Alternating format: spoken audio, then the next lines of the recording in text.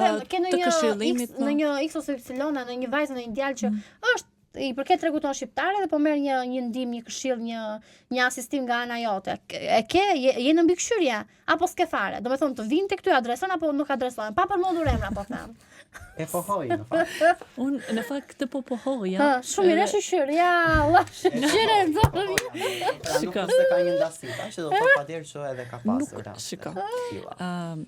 Mua di çfarë më gëzon dhe çdo profesionist të shëndetit mendor, po jo vetëm, çdo profesionisti që jep, qoftë një mjeku, qoftë një psikologu, sociologu, psikiatri, intereson suksesi që ka pacienti në fund.